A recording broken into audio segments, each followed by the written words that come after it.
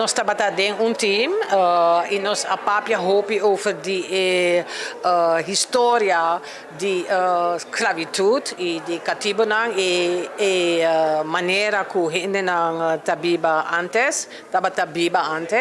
En we zijn erop gekomen om Virginia uit te kiezen als een hele dappere vrouw die op Aruba tegen slavernij en tegen haar onderdrukking heeft gevochten.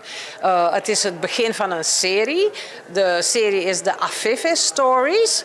En Virginia is het eerste boek wat we uitbrengen. En met de hopi orgullosa pas sobra mi biba hopi anja na Aruba.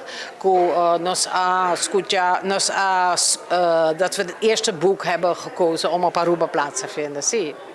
Nós começamos papia 3 anos temporada de pandemie. Nós começamos die papia over ideeën. En vanaf die tijd zijn we begonnen een uitgever te zoeken, mensen te vinden om het onderzoek te doen, samen te werken met het Archieven Nationaal. Dus het heeft een tijd geduurd voordat alles klaar was. En in september het boekje apresentar na Holanda e awe aqui na Aruba.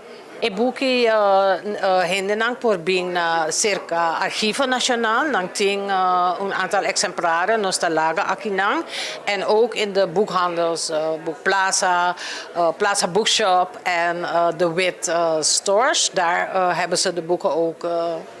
Wij hebben zelf donatie gegeven. We gaan zelf een donatie doen aan de bibliotheek. En we hebben ook 2 scholen die hier op het archief zijn geweest een exemplaar gegeven van het boek.